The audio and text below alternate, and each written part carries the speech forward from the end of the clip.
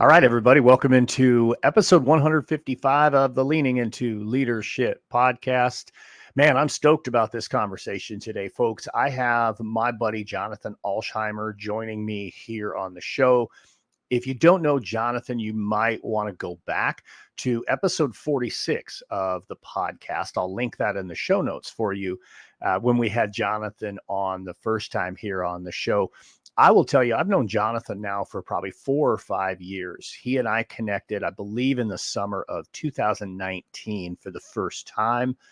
We met in person at the Jocelyn's Renaissance, at that time, national conference.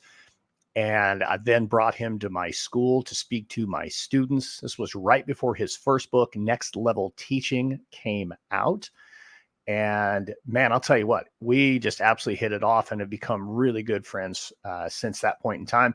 Just since the turn of the calendar into 2024, I think he and I have been in the same space maybe 5 or 6 times now, shared a stage. We just recently, he's been here in Omaha 2 different times. He and I spoke at the same event in Glenwood, Iowa, about a month ago.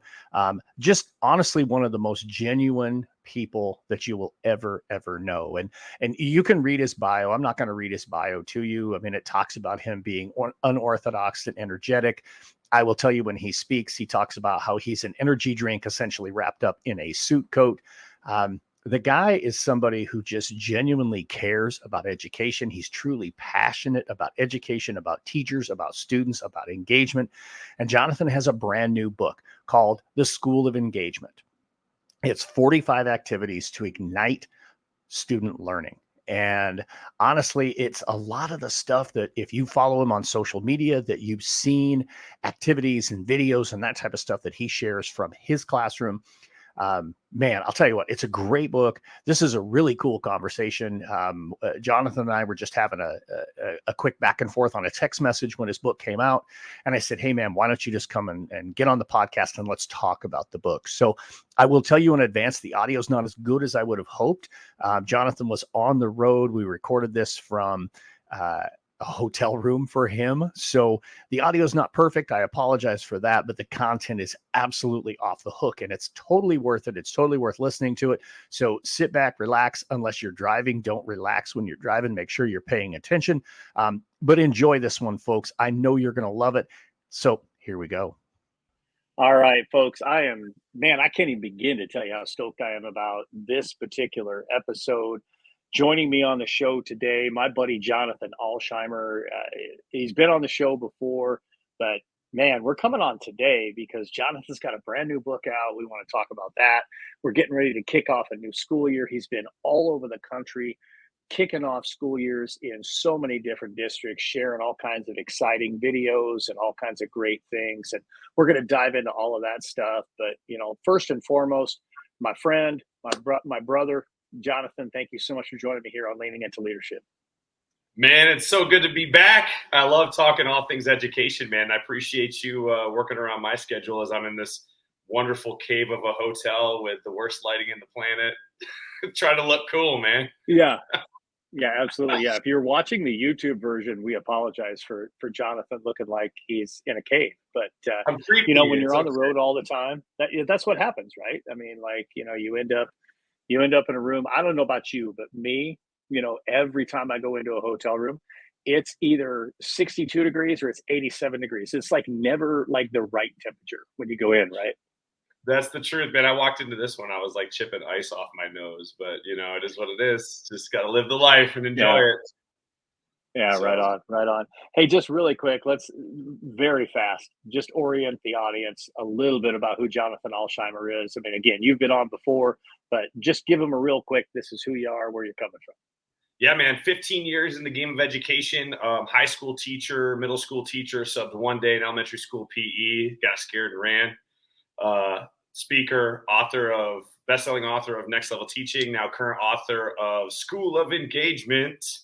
And that's my forte, and that's what I love to talk about, getting kids excited about learning. So, let's get into it, brother. Yeah, absolutely. So here just recently, folks, I had the opportunity. So Jonathan and I have been connected for a long time. We've been friends for a long time. And not too long ago, he and I got to team up. This is so cool. We got to talk about this, right? Like we got to team up right across the river from Omaha in Glenwood, Iowa, with the Glenwood Community School District. Dr. Chad Lang, big shout out to Dr. Chad Lang. We got to hang out with educators for an entire day, and each of us pour into them a little bit. Man, that was just so much fun to have you here in the Omaha area, to have another chance to sit down and hang out with you. Um, let's just talk about what's going on in your summer, because I know you have been all over the place. I mean, I travel a ton and I am working with schools all over the place, but man, the level that you're at and what you're doing, the number of schools that you're in is just insane. So let's talk a little bit about what you've got going on here in the month of August. Oh man, it's just a new city every day, it seems like.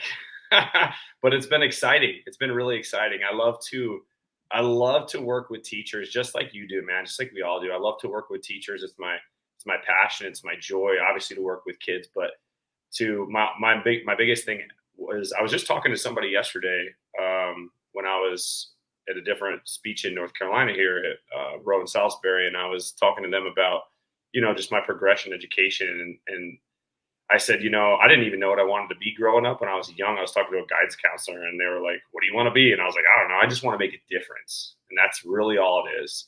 And so teaching was like, that's like the perfect storm for making a difference. Right. And then once I got into the speaking thing, it was like, okay, well, now I can impact communities, nationally or globally, or however I can make that happen. So yeah, it's really exciting to go and work with, do the keynote thing and be in front of a huge crowd. I love that. It's just like being in a classroom, but instead I got 1,000 students or 200 students or whatever the amount of students. It's fun.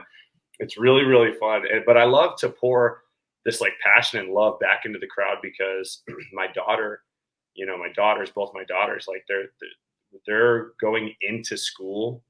My daughter actually starts middle school in 2 days, and she goes into middle school. My youngest is going into second, and like they're going in during a time where teachers are like running out of the profession. So I feel like for all of us, we're all just trying to pour this energy back into the profession and get teachers to realize their why. And I just love it. I just love it because I know that this is a direct influence on other kids that are just like my own. I have 11 and a 7-year-old, and if nothing else, if I could just get teachers to realize their why, really, truly realize that, remember their passion for this work. And then ultimately, I love doing these workshops, man. Like the big speeches are great and everything, and I love those. Don't get me wrong. Like I'm a big rah-rah guy. Whenever I do student assemblies with like the students, man, I'd be like, yeah, Alsheimer, take the mic. And I'd be like, let's go, right? But I love that. But I really enjoy the workshops too, because, kind of just like my book, which we're going to talk about today, but it's all about this idea of like providing. Teachers are burned out now more than ever. And if we can give them tools to lighten the burden, like ultimately that's what I'm looking for. And that's what I'm trying to do. And so far, the message that I keep putting out there and hopefully the tools that I provide, teachers really truly are gravitating towards them. And I'm thankful for that, because ultimately I know that there's little kids that are going to be little kids and big kids, man. They're babies no matter what. They're 5-year-old babies or 18-year-old babies. They're still somebody's babies. And ultimately, those babies are going to be impacted in a positive way, and I get to have a hand in that. So I'm all about it. Yeah, man. No, I love that. And, it puts a smile on my face to just stop and think about that for just a second. That first and foremost, that your kids are 11 and 7. I mean, you have somebody who's going to be in middle school, and that's just crazy. And, it's just wild. And, he didn't mention it. But obviously, let's not leave Jamie out of this too. I mean, Jamie's a teacher as well. So, yeah.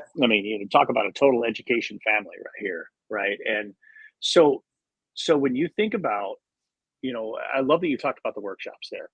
Certainly the keynotes. I mean, it's a rush to be on stage, right? I mean, you shared one the other day with just an insane crowd with all kinds of energy and I mean, that stuff's a lot of fun, but the workshop stuff where you get to really, break it down and work with individual teachers, let's get into that a little bit, because you talked about it. You said, hey, teachers are running out of the profession right now. We want to keep them in the profession, right? You want kids, or rather you want teachers in front of your kids who want to be there, who are passionate about the work that they do. So we'll get to the book here in just a couple of minutes, but let's talk about I guess the combination of the two pieces, next level teaching, school of engagement, but then also Jonathan, the middle school teacher. Let's not lose sight of the fact that you're a guy who goes in and teaches middle school on a daily basis, right? So what are some things that you share right now with teachers just to kind of keep them grounded and keep them focused on what really matters to like make a difference in the life of kids? Yeah, dude, that's a great question. And honestly, my big thing for teachers is just, there was a quote I came about a few years ago, and I put it in my keynote speech, but I talk about it a lot during both my keynote and my workshops. Matter of fact, anytime I get a chance to talk to a teacher, I was Googling, like, I feel like this, dude, let's just be real for a minute. For me, if you love this job, like, if you don't want to quit every single year, you're lying. And for me, like, often as a teacher, like, I always wanted to quit by like October.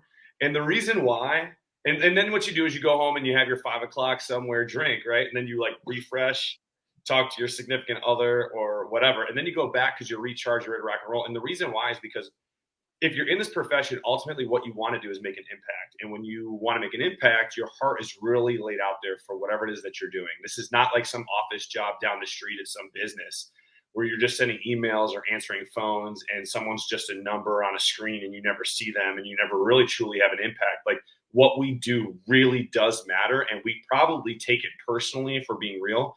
And because of that, when there are successes, we feel it, but when there's failures, it hurts. And the stress of it all, and there's so much stress, because ultimately, what do we really want to do? We want to work with these kids. And so a few years ago, I was like Googling whatever, and I came up with like this quote: "Today's a good day for a good day." And I just gravitated towards that. And I tell teachers all the time, like, I have to say it to myself. As a matter of fact, my staff at school are like yelling it down the hallway: "Today's a good day for a good day." And I'm like, yes, I was about to walk out sad, but now I'm hyped, like, let's go, or whatever. Because, like, truly, what is our job? Our job is to build a love of learning. Like, I was just saying this the other day. Teachers are the greatest salesmen, educators in general, leadership all the way on to whatever avenue you're talking about. Bus drivers, cafeteria staff, because let's get to that really quick too. I don't want to jump away from that. Is we got to redefine what a teacher is. A teacher is anybody that is involved with my kids or kids in general during a daily basis. Because if we're doing the education thing right, we're not just teaching content, we're teaching character. So my kids love, like, their favorite bus driver, Miss Cat. Like, they love Miss Cat. She knew all the kids' names. She gave gifts, all things. And then the cafeteria staff, everybody, right? Front office staff knows my kids. Like, it's insane. So with that being said, because we all have this heart, we're all pouring into these kids, but this makes this job so difficult. So going back and remembering, my goal truly is to build a love of learning in whatever capacity that is, and whatever job I have, classroom teacher, superintendent, doesn't matter, right? But so often we get frustrated with all the stuff that we really kind of almost forget what that is. And so sometimes we got to drive into work and be like, you know what, today's a good day for a good day. Dude, I could have 50 emails that I got to respond to. I don't care. I will get to them, maybe. Like, I did my interview and they're like, with my new school, they're like, what's a flaw you have? And I was like, do you really want to know? Like, I want you to hire me. Like, so I was like, nah, man, I'm gonna be for real. I was like, listen, like, I'm the worst at email. Like, you send me an email, I might see it, I might not. But that's because in my mind, my whole thing is about the kids. And that's what it is. And truly, like, if we go into school, and whether you're a principal, you know what, today's a good day for a good day. Let's make it about the kids today. And I'm going to focus on what I can control. And that's my mindset and the people that I can interact with. And I don't get to choose. I say this all the time, man. We don't get to choose the challenge we have to face every day, but we do get to choose our mindset. So let's choose it, roll in, and make an impact. And with that being said, let's tie in the second book here, right? Because we're going to get into that in a second. But like, one of the things that I control in my classroom is this. I control the instruction that I put out there. What do I want the lesson plan to look like? I control that. I control how I want to build relationships with kids and in what capacity I'm willing to do that, whether it's a game to get kids excited or whether it's a conversation to meet up with a kid, like to say like, hey man, like, let's connect over the sticker you have about Fortnite or your shoes, or like, what, I don't know, whatever it is, right? How do you connect with students at any level? And then how do you motivate your kids in your classroom? Like, that's my focus. Everything else will get played out. But like, you hear this a lot too, man. You might teach 25 or 30 years, but you only have those kids for one. What are they saying about you? And they're never going to say, yeah, my teacher did a great job responding to the email my mom sent them. As a matter of fact, the greatest parent-teacher conference we will ever have is the one that the kid has with their parent anyway. So if we go in and we're so focused on all the things we got to do or the stresses, we're going to forget about our passion and we're going to forget about our why. And the kids are going to feel that. And it's going to impact what we do as a teacher, as a school leader. So if we go into school and it's like, my focus is them, my focus is I'm going to make my class engaging today, even if it's like 20 minutes of the most boring whatever, but then we're going to gamify it or whatever. And I want my kids walking out talking about my class and going home and saying, yo, Miss Wilson's class, there's something different about Miss Wilson. My daughter today met her math teacher, has not had a class yet, had a back to school night tonight at Nye River Middle.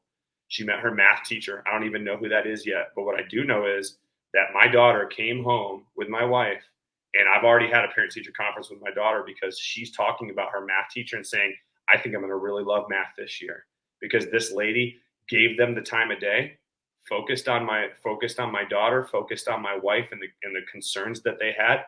And then she smiled and said some stuff that made my daughter smile. And right there, bam, relationship has started. Again, today's a good day for good day. Really, what's the focus? The focus for that teacher in that moment was my daughter. And that's a game changer. And that engagement piece is not just the instruction. It's how she engaged her that tonight so that when she goes to school on Friday, now she's going to be more engaged in the learning because she's already built that relationship. So. Yeah, man, there's two things there. Well, there's a whole lot of things, but there's two things there in particular I really want to go at. One, I mean, you talked about it kind of early in your response, and I fought the urge to interrupt. I've heard you a number of times. You know, I've seen you speak, you know, a handful of times. We've been together a lot, and just everything with we need to redefine who a teacher is. I've heard you talk about it a few times. I've heard you, you know, share that piece where, you know, any adult that has an impact on our kid should be looked at as a teacher. And I love how you talk about that. You know, I've said it for a long time that any, you know, every single adult in the district has an opportunity to make a positive difference in the life of a kid. But that extra spin you put there with, you know, redefining the term teacher, I think is just huge. But the one I really want to go at, and I want to just go maybe just a touch more, and we're going to get to the book here in a second, but I want to stay on this piece with how every interaction that we're having with kids in a way should be viewed as a parent-teacher conference because our kids are going to take that home. So, I mean, let's not lose this either. You teach middle school, and I taught middle school too. So when I say this, folks, understand I taught middle school. I don't know that there's a more challenging group of kids to work with than middle schoolers, and not because of the reason that people who've never taught middle school think that, right? Most people think, oh, middle school, they're this and they're that. No, they're not. They're amazing, and they'll run through a brick wall for you if they know that you care about them and that you love them. They're challenging for a whole bunch of other reasons, right? I mean, you're juggling raging hormones and all kinds of other goofy things, right, with middle school kids, but they're not challenging for the reason that people think. So let's go a little bit deeper with the importance of the relationship between you and that kid, because that's going home to the kid or to their parent. And they're still at an age, same deal here, right? They're still at that age where that's going to make it home to the parents. So talk a little bit more about how important that is.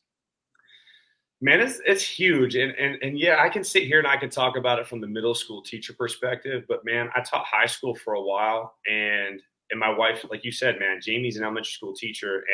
And so let me dive at it like this. Jamie came across a really powerful quote the other day that said, when your kid leaves elementary school, it's like your security blanket getting ripped away from you as a parent. And if you think about that from the perspective of a teacher or an educator in any capacity, like we're talking about, what is a teacher? Teachers, anybody involved in the building, right, of a middle school, right? If you think about that for a second, Like that just shows you just how much more important it probably is for you to make a connection with those kids, because as much as you think the parents like, whatever, they're on to middle school, man, I'm telling you right now, as a parent who's going through it, I am like I'm going to walk through like I own the joint, but I'm going to be like crying underneath the 6'3", 220-pound exterior, my brother. I am like so scared for my daughter, and I just want a teacher that's going to see her for what her potential is. And you've heard me speak a million times about how I don't care about grades, I care about effort. Like, let's stop seeing our kids as a number. Let's stop seeing and it's not necessarily a teacher like sets out to do that, right? I think it's just in general, we talk about data so much and test scores so much, and there's so much funding involved and this, that, and the other, that it's almost like it becomes kind of part of we start to lean in that direction accidentally, I think. But let's start like, and here's the other thing too, man. There's so much research that shows when you just reward kids for the academic praise, their grades actually drop. But if you reward effort and attitude grades and positive behavior, the grades actually go up. There's so much research that shows that when I went through my leadership degree. So as we're doing those things and we're seeing kids for who they are and we're empowering them and we're building these relationships, man, as a parent, golly, man, I just want my daughter to come home and say, I'm so excited to I'm so excited to pick up a book tonight, or I'm so excited to go to school for whatever. And like, as a parent, like I can't tell you the relief I want. Like, no parent wants to go into a school and say whatever, right? They don't want to go in cussing and throwing things. But think about the gravity and the empowering piece as it relates to like the ripple effect within your school. If you're talking middle school or high school, and I'll even throw high school in there, like high school, so often like the kids walk through, like they don't care about the teachers. And I think teachers like feel that and they almost reciprocate that. But the problem is those kids are the ones that are going to come back and hug you hardest 7 years later. And what I'm talking about. So anybody that's listening, like you're nodding your head profusely right now. So let's not forget that. Like, don't let that impact our behavior as a teacher. Like there were a lot of times where Mr. Alsheimer would be acting like goofball in class, and the kids are looking at me like, Mr. A, you are not cool. And I'm like, don't lie. Y'all know you want to smile, and y'all know you want to be just as silly as me. And when we grab the balloons and start playing Keepy Uppy from Bluey just for 10 minutes to cut the tension with a knife so we can have some fun learning history stuff or whatever, like they love that stuff. But those are the things. Like there is so many times where we would have a parent-teacher conference, and I can only speak from myself, okay, Darrin? Like this happens with teachers all over the place, and I'm sure teachers listening to this have a million examples of the same stuff. But I can't tell you how many times that we had a parent-teacher conference or a meeting, and the teacher knew who I was, or the parent knew who I was, and they knew about my classroom because of the engaging activities or you've done this at whatever, even if it was a relationship building activity. And like, it just changes the atmosphere of the meeting. One time in particular at my old school, a parent came in, and we were warned ahead of time, like this parent's coming in and they're going to let everybody know. And so we were ready, and they walked in and I was like, man, I have a good relationship with their kid, and their kid, did get in a lot of trouble and was a challenge. And so I was like, I'm going to stand right up. I'm going to introduce myself, and I'm going to, basically say like, here, I'm here for your kid. And I'm going to make that perfectly clear. And the next thing I know, the parent, their attitude completely changed, because the next thing you know, we were talking about this funny story about this kid, whatever, in my classroom, having a good time the week before. And then it changed the complete dynamic of that, because parents just want to know we care. And we do care. And they probably know we care. But because they're not there, we really need to make that effort so that those kids go home and say those awesome things, because that has a ripple effect. That kid's going to now go into math because they love science. They did something cool in science. They're going to go into math and have a good time rather than smacking some kid in the hallway.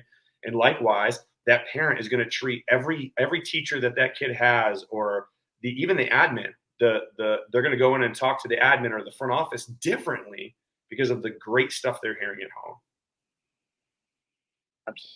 It all comes back to relationships. And when we're willing to invest the time, the energy, and our heart in the relationship with the kids, that's going to spill back into the home, and they're going to know. You know this very well, and I love how you talk about this with the parent teacher conference. What we do in our classrooms makes it home, whether we realize it or not. And if we are bringing it and we're being positive and we're building that relationship, that's what's going to go home. And if all we're doing is just tearing it down or nitpicking or pointing out the thing that isn't going well, man, that's when it's not going home in a positive way. So oh man, I just love this so much. Let's jump in and talk about the book, right? So School of Engagement, 45 activities to ignite student learning. This is super exciting. Again, man, congratulations on the book coming out. I'm one of the biggest freaking cheerleaders you have in your corner, and I'm so excited for you. So let's talk about this book. Let's talk about like where it comes from. What's the core behind it? What are you hoping that will come out of this particular book? Yeah, dude. Well, first of all, I got to say this, man. I'm a huge cheerleader for you as well, dude. So as much as you're cheering for me, man, I'm hollering for you, brother. Like, I just love it, man. We've been connected a long time since Johnston's, bro. So we're, we've been through it together, man. But honestly, it comes down to two things. So first, I'm going to share that the book, at first glance, people are like, oh, this is just 45 activities to get kids excited about learning. And we're going to talk about what that means in a second. But it's actually a 2-piece book. The book is actually half activities for teachers to use that are non-content or grade level specific that can make, say a dry literacy analysis thing into something fun, or it can take a guided math thing that might normally be a sit down thing and turn it into a get up and move around thing. Like after they've done the academic piece, how do we get them more engaged now in the learning and to kind of assess that understanding, right?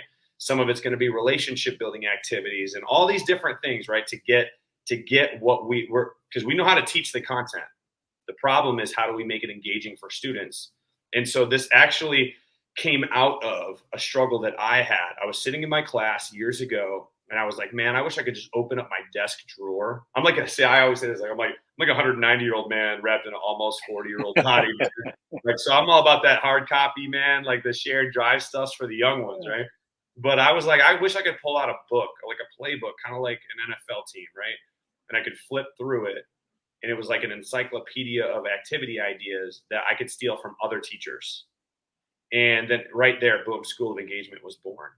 Because I was like, man, I know what I got to teach next week. Like literally, these are the thoughts that went through my head at the time when I was like, I got to write this. I got to turn this into a book to help schools.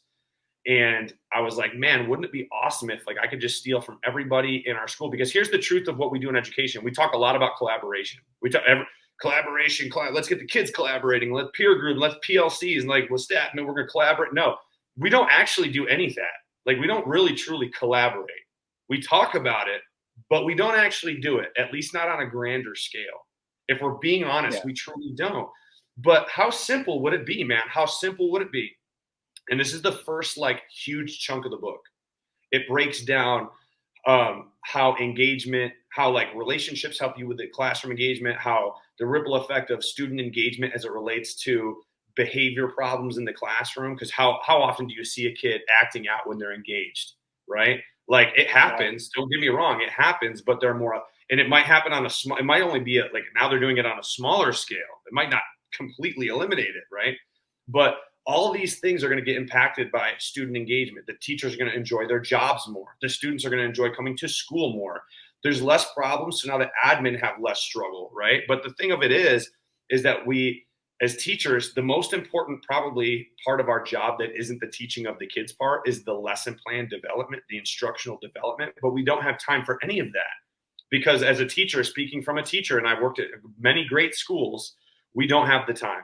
We're calling parents during our 20-minute lunch while we're eating standing up, or we're walking around the cafeteria, or during our plan, we have a data meeting and we have a SPED meeting, we have a this meeting, we have a that meeting, then we got to do it at home. But I got my own kids and I got my own stuff. I got to go to this event. So it really just falls down to, all right, what I do last year, I'm just going to pull this worksheet out and, I'm going to teach it to the best of my ability because I just can't do all this. Well, understanding that, because I live it every day, how can we alleviate that? Well, here's how you do it.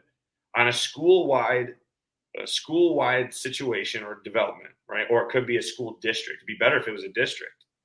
What you do is you have each of your PLCs or your grade level content, depending on the level we're talking. So 9th grade language arts teachers, y'all pick one lesson that was not a specific to your content, something that could be used, modified. Like, I can't just hit the play button and expect this all to work. Like, this isn't like hand a worksheet and go take a nap. Like, this is like, we're the professionals. So you're going to take that 9th grade language arts lesson that you flip through in this book, and you're going to see it and go, all right, how can I use that with my math or my science lesson or my art lesson or my whatever lesson, right? And then what you do is you modify it to fit the needs of your kids. But each group submits one. 10th grade science submits one once a quarter. That's 4 a year. That's not a lot. And that's a whole group just doing one. And the school can decide what that looks like. As a matter of fact, the teachers could just write up like a 4-sentence walkthrough and then the materials you need. And that could be one of their PLCs. Or even as a staff meeting, once a month, have the teachers that you see as you're walking through as a school leader, like, Mr. Anderson, I love that math lesson you did. Would you be willing? Because that's something that we could use in other classes. You use this idea to make your math fun. So could you share that so other teachers could use that to make their literacy fun or their review fun? This is a great activity that they could use this in 3rd grade, let alone 9th grade.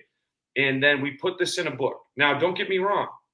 Some of the things we really have to look at and go, okay, how can we use this maybe in elementary school? Like, for example, I was talking about in the book, I talk about AI and how I used AI and image generating AI platforms like on Canva or any of the other ones. And I had my kids type a 3-sentence thing and they built this awesome image that looked legit. And then they put it into their project because they couldn't find stuff online. And so I had a 1st grade teacher from New Jersey say, well, how can I really am interested in that, but how can I use that with my 1st graders? And I said, simple.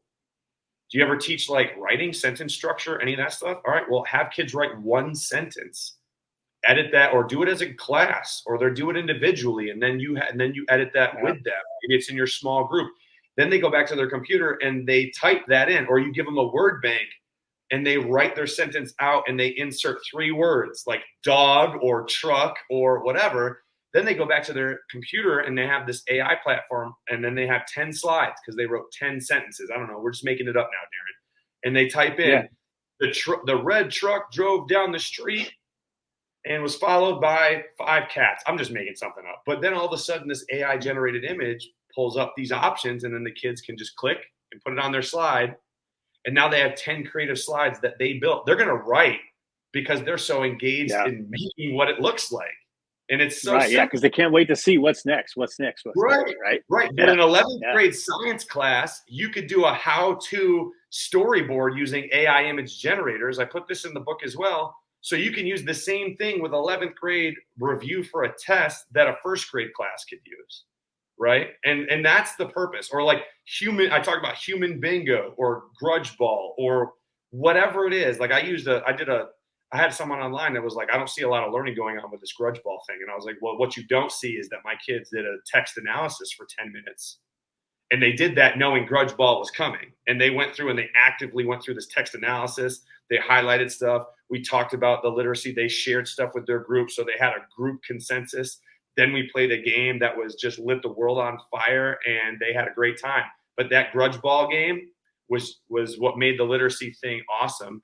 And that grudge ball game could be used in 3rd grade, could be used in 11th grade, could be used for test review, could be used for vocab, could be used for anything, right? But what if we all did that once a quarter as a school, and then our instructional coaches can put that sucker together, or whoever can put that together, and then your teachers have a tangible resource that now cuts the stress of lesson plan development in half, if not more than that.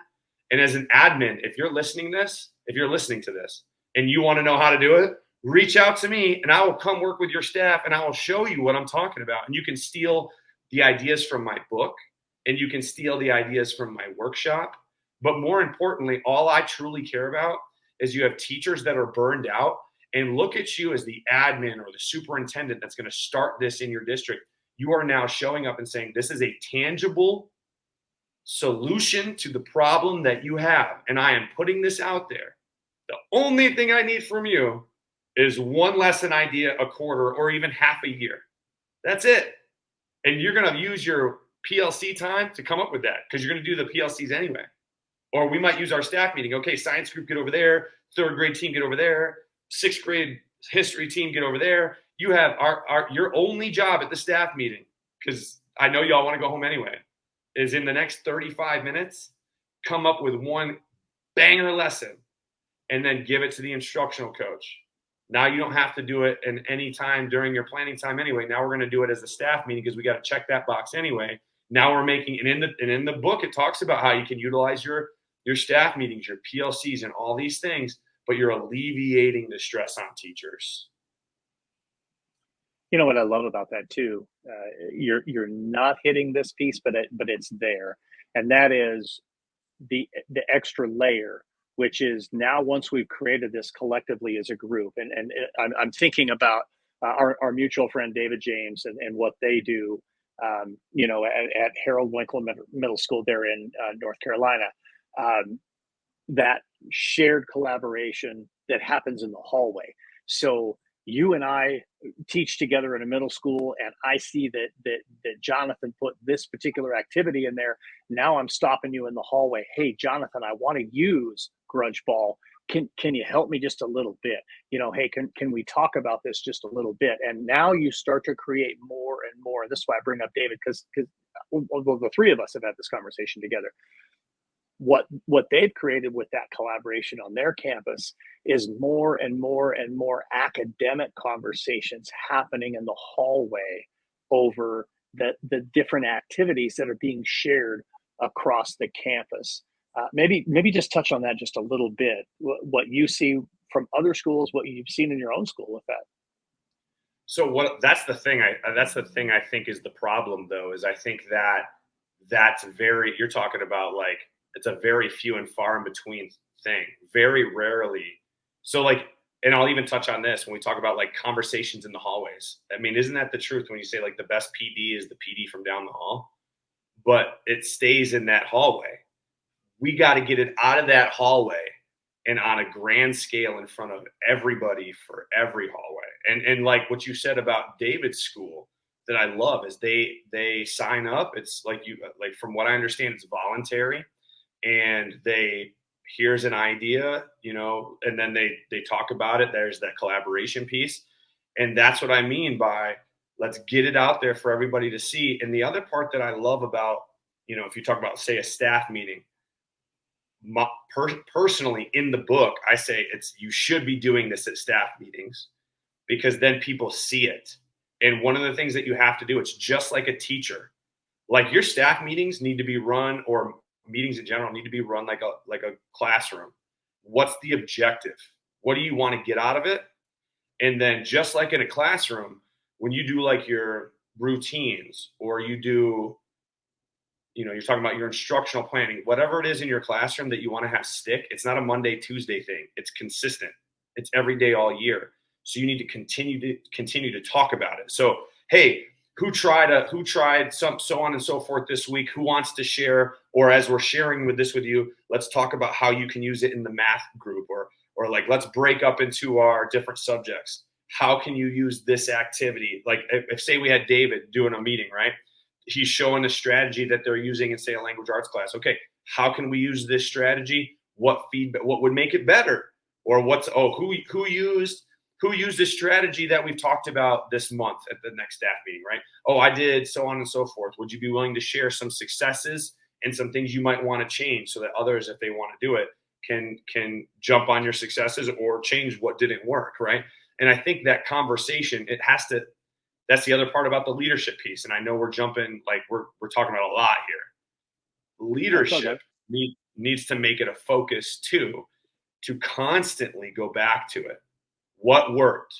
Who used so on and so forth? Like, it's not one of those, like, we're going to throw a thing at the wall and see what sticks.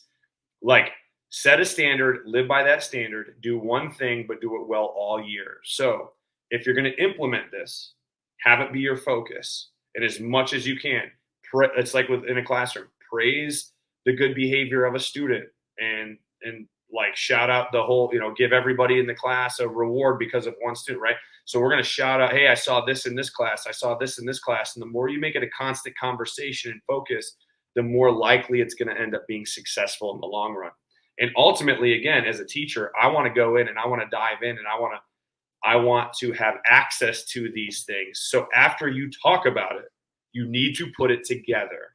You need to have a living document. So it's not just talk about it and then it's gone, or what worked and what didn't, and then it's gone. It's now we're going to take that, build this living document, and we're going to continue to have that, because now on top of hearing it, I might forget in 3 weeks what was Alsheimer talking about in the staff meeting. I remember it was something to do with whatever. Go in and look. Now you have access to it. And that's the other part. And as a school, if you want to add in pictures of it so people see a diagram or they can see an image of a class doing it, great. If you don't, break down a really good how-to, and then people can steal those ideas. Yeah, man, that's so good. Just so very good. Oh, man, we could just keep going and going and going on this. This is such a great topic. But we've reached that point in the show, just like with every episode of Leading Into Leadership. I got to ask you the question that I ask everybody here on the show. So, man, you're doing so many things to lean into leadership, but maybe share with us one more thing you're doing to lean into leadership right now. You know, I think right now it's really focusing on in what ways can we help take the pressure off of the teachers. And for me, it's obviously working with teachers, instructional coaching, but it's also working with school leadership teams. And for me, it's just looking at, you know, if I'm leaning into leadership, I want to lean into leadership the right way by providing authentic and relevant tools to anybody that's willing to use them. And that's, you know, I think I say this in my keynote, man, so I'm gonna throw it out there, man. Titles don't make leaders, actions do. And I think the best thing is to, like, we redefine what a teacher is. Let's redefine what a leader is. A leader is not the doctor next to your name or the position next to your name on your office desk. It is the actions that you take to better whatever the situation is. So whether it's better platform for those that drive the buses, the better platform for the hallways, the better platform for, or whatever. In this case, it's making teaching more enjoyable and making learning more enjoyable for kids. But it's what actionable steps can we take to better this profession, and making that the focus each and every day as often as I can, working with teachers, working with school leaders, being on podcasts, any way to just share just a breadcrumb of anything that can make someone be like, listen, I love this job. I'm not going to leave this profession. Rather than run through the door, I'm going to run through the classroom door and get back in front of those kids in whatever capacity that is. So I just love education, brother. Yes, I know you do, man. I know you do. There's no question about that. And man, I tell you what, I appreciate this so very much. People are going to want to get in touch with you. I'll make sure that we put the show down in the show links. We'll add a link to go and get a copy of the book and all that kind of stuff and get in touch with you. But just really quick, how do people find you? Social media, website, all that kind of stuff. You got it, brother. It's JonathanAlsheimer.com or at Mr_Alsheimer on social media. Reach out. I love talking all things education with people. So not only if you hit me with a follow, but hit me with a comment or hit me with a post or tag me in something. You know, if you buy the book, tag me in that so that I see that. And so I go, okay, this is a teacher, this is a whatever, and I can follow you back and we can have conversations about education. If you want to touch base via email, go through my website, JonathanAlsheimer.com. I'd love to chat with you, work with your school, come visit, show you my structured plan. And if anything, pour some passion and love into those that walk the halls each and every day, that pour into the hearts and minds of the kids. Absolutely, man. I'll tell you what, folks, this dude right here, he is the real deal. Absolutely no question about it. Truly authentic, truly a great human being, and one of my truly great people that I love to be connected with.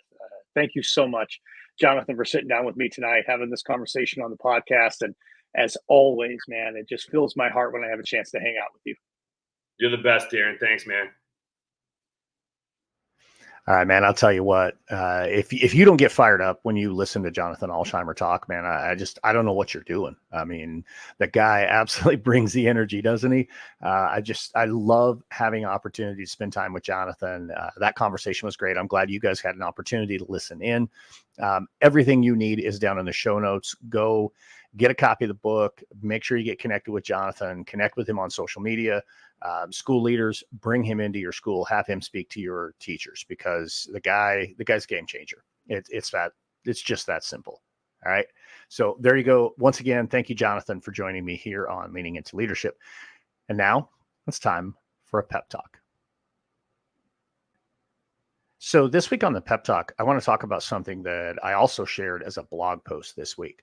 I had a conversation with a principal and assistant principal early in the week, and we had a conversation about them working to build culture on their campus. And for both of them, they've been together on the campus for a couple of years. And while they have staff who really appreciate the work that they're doing, they will occasionally throw out some negative comments. And it got me really thinking. I mean, we had a great conversation as a group, and I think we'll continue to have conversations together, hopefully going forward. But as we talked, and as I shared some of the thoughts I had from my own experience as a school leader, it made me think about just exactly how do you address those negative people, the ones who speak out in a staff meeting or who send a negative staff-wide email or what have you, right? So here's what I want to share this week. I want you to think about a couple of things. First and foremost, if you don't address the situation, people will notice. The people who also noticed and were honestly probably taken aback by that individual making the negative comment or sending the negative email, they're sitting back and they're waiting to see, what is my leader going to do?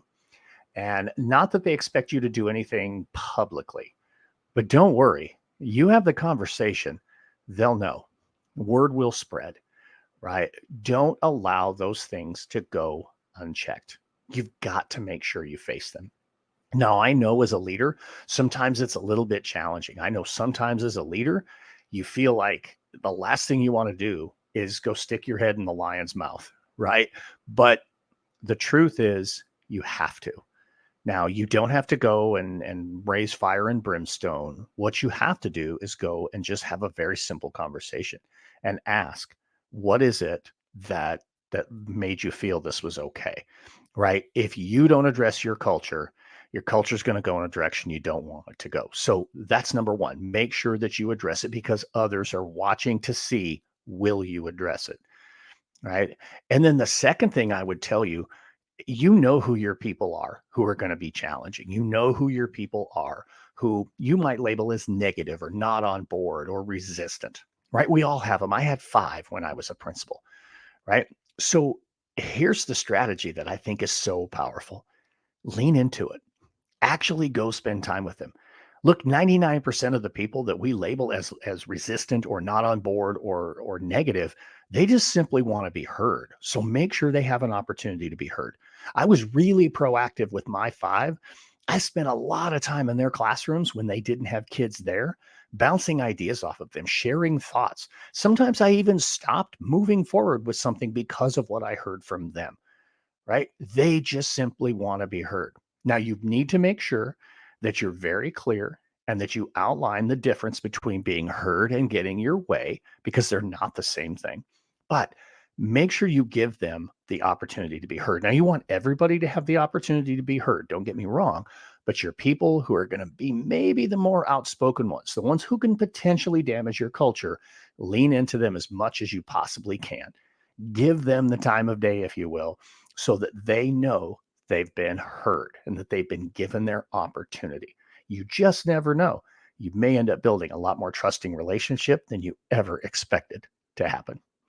That's what I got for you this week. Thank you so much, folks, for joining me here on the Leaning Into Leadership podcast. Thank you for all of your reviews, your 5-star reviews, your positive comments. They're absolutely phenomenal. I appreciate that. If you have not left a review recently, please get down there, hit the 5-star, give me a little bit of feedback. I'd love to hear from you. I'd love to know where you'd like to see the Leaning Into Leadership podcast go. Get out there. Have a road to awesome week.